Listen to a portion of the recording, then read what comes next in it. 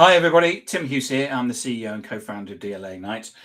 With me today, I've got Christie Garcia, and we're going to be talking about her book, Your Ego is Showing, How Ego Management Unlocks Authentic Confidence and Meaningful Success.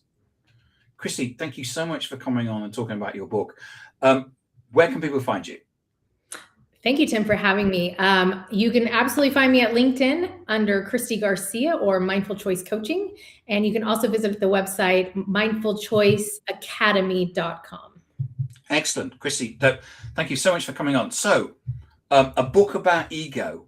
So what was the inspiration behind that? I've been doing ego work for the last 15 years, 16 years now.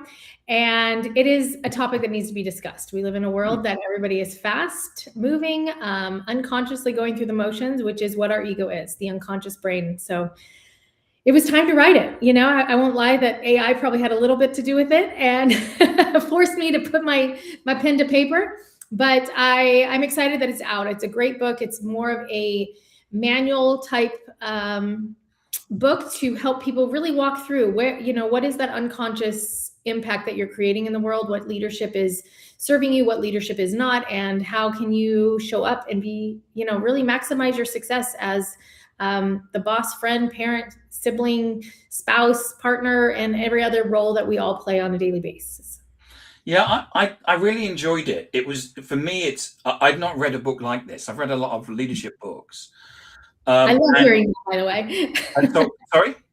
I said, I love hearing that. That was my whole thing. We don't need another just leadership book. Yeah, we don't. And that was my point. We don't need just another leadership book. For me, it was something that, I never thought, it's one of those where you go, I never thought about that. And for me, that was a really important thing, that you're rather than you sit and let the book wash over you, what you're doing is that you're actually sitting there and closing the book and going, yeah, okay, right, So my questions. In the intro to your book, you mentioned that you often don't realize when your ego is running the show. Mm-hmm. What's the personal aha moment or turning point in your life that has made you realize your ego was showing, inspiring you to write the book? There's been several. I think the one in the book talks about my fall, 30-foot fall that I had when I was about 30. Yes. And that was definitely life-changing. One of those moments, so it could have gone way worse.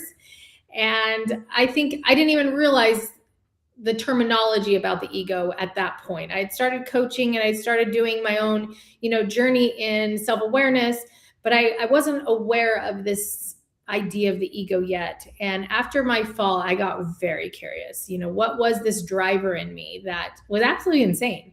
I fell 30 feet. Explain to people what happened on the fall. Yeah. So after I fell, it was a morning, 9 a.m., getting ready to go to work, walking my dog, got locked out.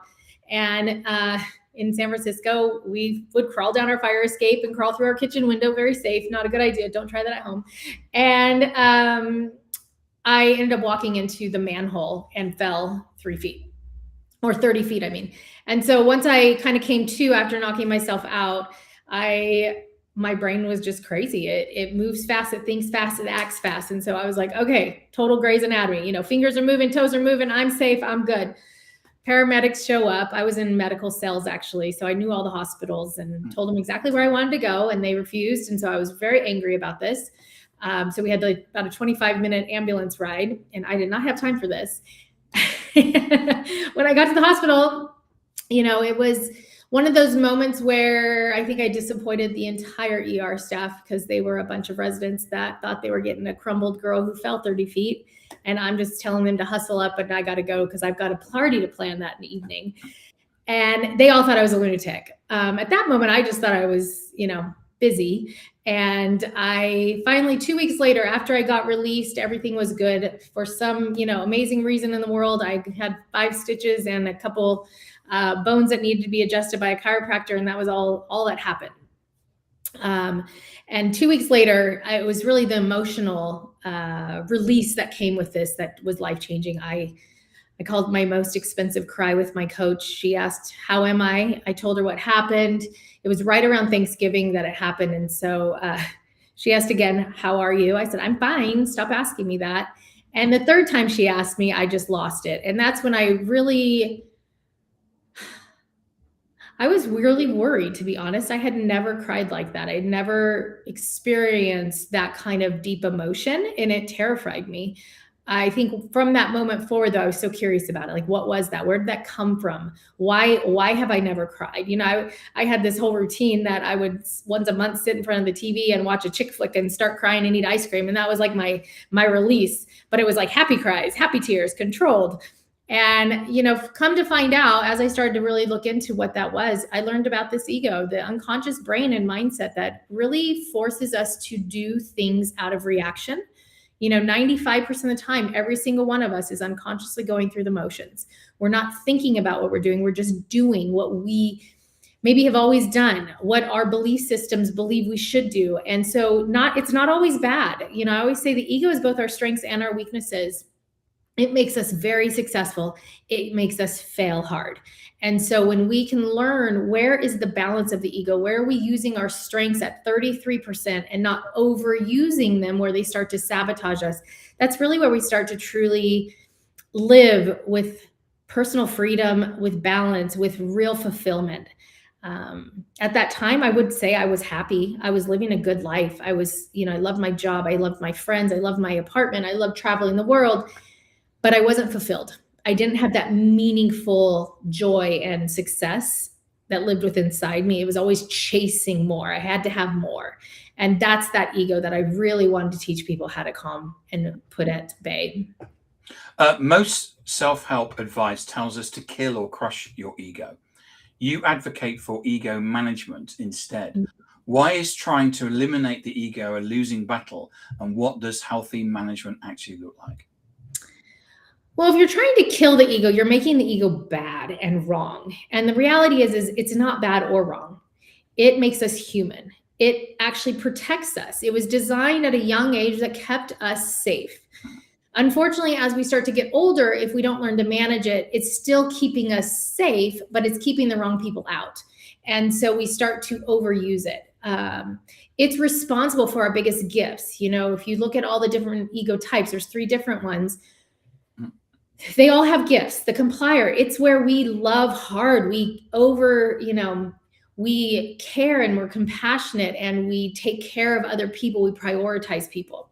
Then you have your Protector, which is all about our values and our belief systems and doing the right thing even when it's hard, holding our integrity. And then the Controller is all about results, getting to the finish line, winning, having passion, having drive, having charisma, really rallying the troops to get on board to do amazing things. So you need the gifts of all 3 egos. And unfortunately, what happens is we typically have 1 or 2 dominant egos.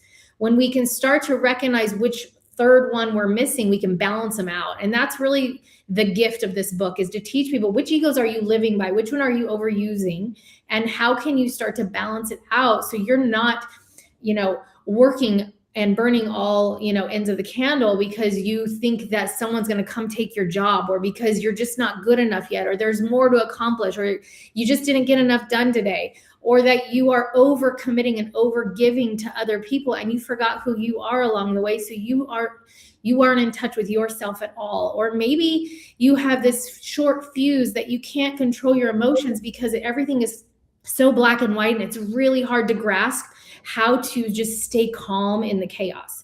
That is where the ego gets out of control. That's where it hurts us.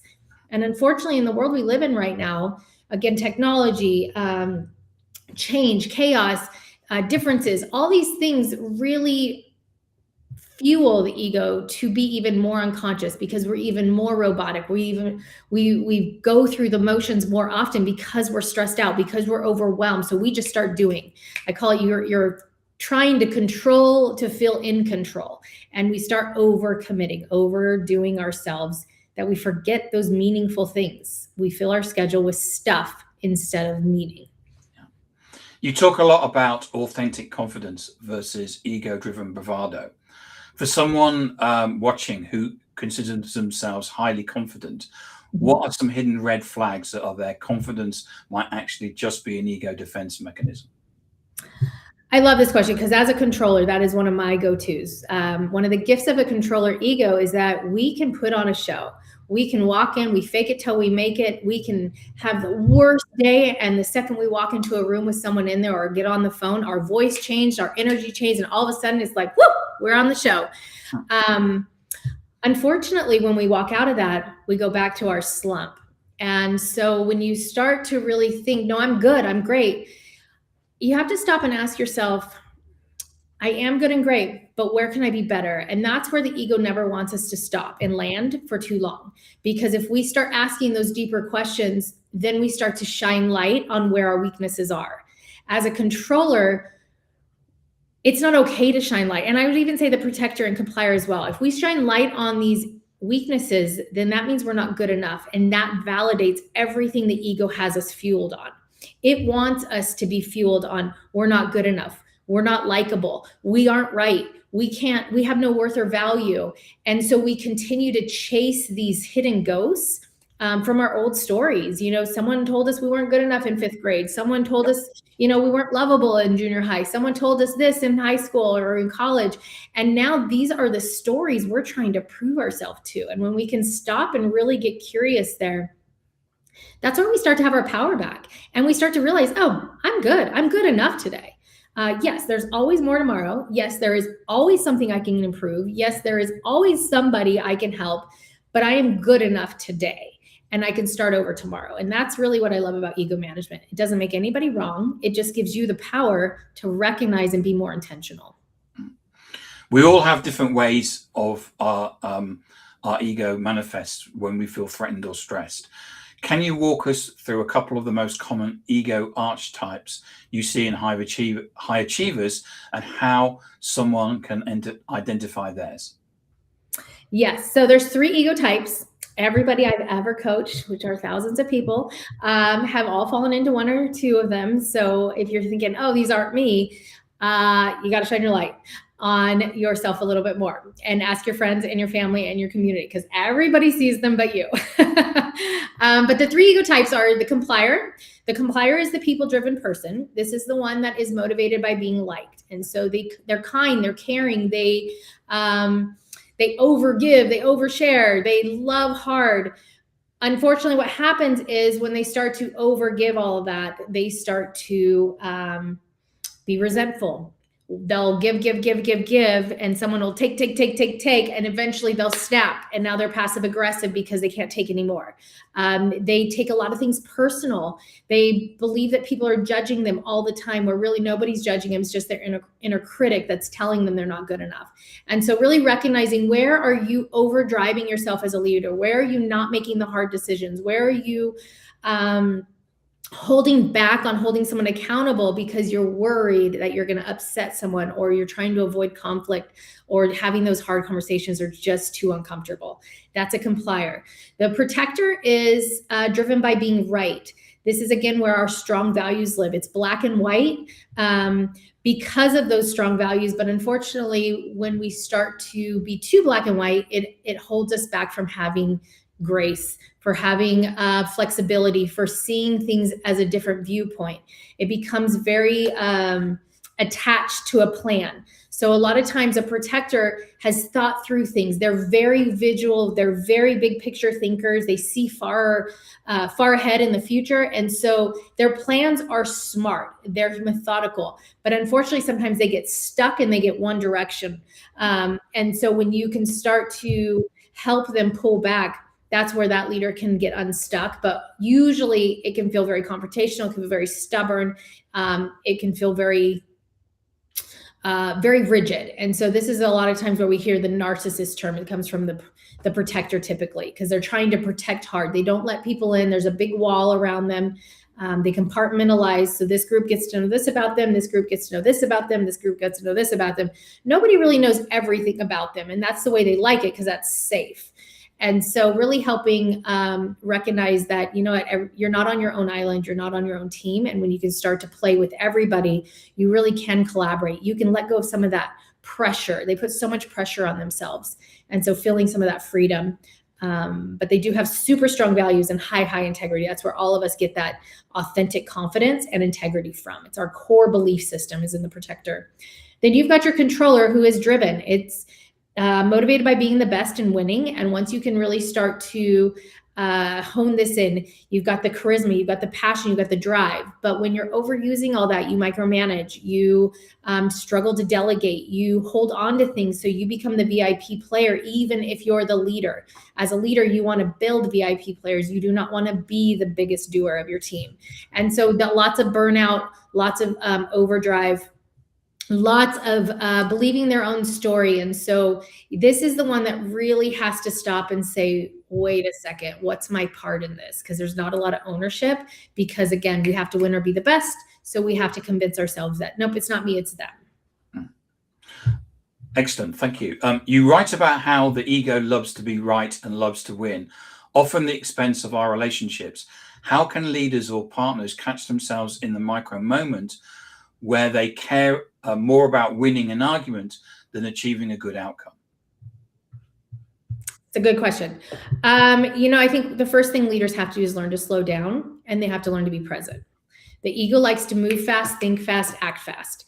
And when we can slow it down and stop and say, why does this matter to me? Why does this matter to them? Why does this matter to the community or to the customers or the team? And you look at it from a bigger picture, all emotion goes away, and you're able to now look at it from a place of, how do we solve this? How do we get everybody to the finish line? And how do we all win? The ego wants me to win, wants me to be right, wants me to be liked. When we can shift to the we, that's when we start to use the 33% and we start to elevate everybody, and we become a leader, not a doer. And so really thinking about, where can you take ownership, paying attention to the impact. If you say something in a meeting and everybody's shut down, don't think they're just agreeing with you and they're listening. They've shut down on you, and now call it out and have a restart. Hey guys, I noticed I shut you down. Let me rephrase that. Let me try this again. Where did I lose you? Getting curious about your impact is really the easiest way for a leader to stay in tune with the people around them. Ego management is about bringing humans back to business. It's not talking to them or above them. It's talking with them. It's really bringing everybody along, using the manpower, the brains, the real intelligence that's within your whole team, and bringing the best out of everybody. Because here's the thing, the leader's not the only one that has an ego in the room. Every single person at that table does. And when you can start to manage all the egos and elevate everybody into that we thinking, you have a really strong powerhouse team. One of the biggest places the ego shows up is in how we handle feedback. When someone gets defensive or shuts down during a critique, what is their ego trying to protect them from, and how do we bypass that reaction? Yes, this is the biggest question I get all the time, because at the end of the day, our ego gets triggered by feedback. Again, we're hearing, I'm not good enough. Yeah. And so when we can understand the motives of an ego, especially as a leader, we can understand the egos on our team. We can now give feedback that actually helps empower the individual instead of shutting them down. As soon as an ego is triggered, more egos show up. So if one ego's in the room, you're going to get many to follow. So if you learn to manage your own ego and you go in to give feedback with genuine care to improve, without judgment, without opinion, and it just comes to, this is the impact you're creating, this is what I know you're capable of, and you come with that approach, it's a different response than, hey, your team said you're doing this, or I found out you did this. This is wrong. This is not the right thing to do. You need to do better. You just told that ego you are terrible, and now they're going to go into self-sabotage. So they either act out or lash out, or they shut down. And so being able to manage those egos really is the power of this work. Can a whole company or team have a collective ego? If a leader suspects their company culture is driven by ego rather than authenticity, where do they even begin to dismantle that? The first thing is self-awareness. Everybody has to take ownership. That's what I love about this work. When you put the whole team through it, you stop any form of blame game. There's no more finger pointing, because you can't. The ego is the ego. We all play a part, whether it's 1% or 99%, we all play a part in everything. And when we can really start to take ownership, that's when everybody can drop their egos. Because if a leader comes in and says, I failed you. I assigned this project to you and I realized I didn't give you enough tools. How can I support you better? Instead of, you messed up this project. Why did you do this? I'm going to have to take it over now and it's your fault. Right? Completely same conversation, different approach. Yep. And so that's really where the ego as a team really works well. Plus you create a common language and now everybody's talking the same language. You can literally, I have clients that it's my favorite. I was talking to an HR director the other day and they did this work 6 years ago, but they've had several cohorts go through since then. And she laughs because she's like, this has been 6 years and I still walk down the hall and someone's like, Annie, your protector ego is walking down the hall with a serious face right now. Can you smile? And it's just a funny thing because when we start to think about our traits and our characters, we are doing these things, we don't realize it. We walk into rooms with serious faces. We use tones we're not aware of. And when we're aware of the ego, it's no longer a defensive approach. You now just get to call it out like, hey, your unconscious brain's kicking your butt again. Let's manage it. And everybody gets to laugh and have a giggle and you move on. Yeah. And that's really the fun of this work. We usually think of the ego as arrogant or loud, but can the ego also manifest as playing small imposter syndrome or playing the victim? How does the ego trick us into staying comfortable? 100%. And both the quiet ego and the loud aggressive ego have the same motivator, right? It's trying to prove yourself. So the controller protector ego is usually your loud aggressive. Your quiet passive is usually your complier protector. And so if you fall into that complier protector, a lot of times they get the better, there's an image out there that's better, right? They're so nice. Why are we being mean to them? But here's the thing. It's the same flaw. It just isn't as loud and as aggressive. Sometimes it's actually more dangerous for a team because you don't know where they stand. Are they angry? Are they mad? Are they resentful? Are they looking for a job? Are they going to quit on you? Are they the ones stirring up drama in the break room because they didn't like what happened in the meeting? And so just because there's that quiet person sitting in the room, and that is an ego, that's a shutdown. What we're missing from that person, we're not getting their opinions. A lot of times they have very smart opinions, but they're worried they're going to create conflict. They don't feel like, anyone's going to listen to them. They don't think they have value to offer. So they hold back their voice. And so we really want to be able to encourage and invite them to show up. For all the complier protectors out there, if you've been given a seat at the table, take it. This was not, someone didn't donate it to you. You didn't get it because you were a victim. You didn't get it out of charity. You got it because you earned this. And I think that's the biggest thing for that side of the chart when we're working with an ego, with that complier brain, that they just, don't have the confidence to speak up. It's really giving them the freedom to show up. Be you, use your voice, have your power. And it is so cool to watch that transformation. It's one of my favorite things to do is at graduation, get those compliers to speak their truth, show the world who they are. And they're usually the loudest and the proudest, which is awesome. Christie Garcia, thank you so much for coming on and talk about your book, Your Ego is Showing, How Ego Management Unlocks Authentic Confidence and Meaningful Success. So if I wanted to buy a copy of this, where would I need to go? You can go to all major bookstores, Amazon, Barnes & Noble, any of the places. You can also go to my website, mindfulchoiceacademy.com/book, and that'll take you to some direct links as well. So yeah, go out and get your copy. If you want some bulk orders for your teams, you can get it at the Porchlight website as well. Excellent. Christie, so where can we find information about you? Visit me at LinkedIn as well for Christie or Mindful Choice Coaching. And then also mindfulchoiceacademy.com. There's a direct link to reach out to me, get on my calendar. Let's visit, let's talk, send me an email. I would love to connect with anybody who's interested in this conversation and see how I can support you. Thank you so much for coming on and thank you for the book. And thank you for coming and talking about and sharing all your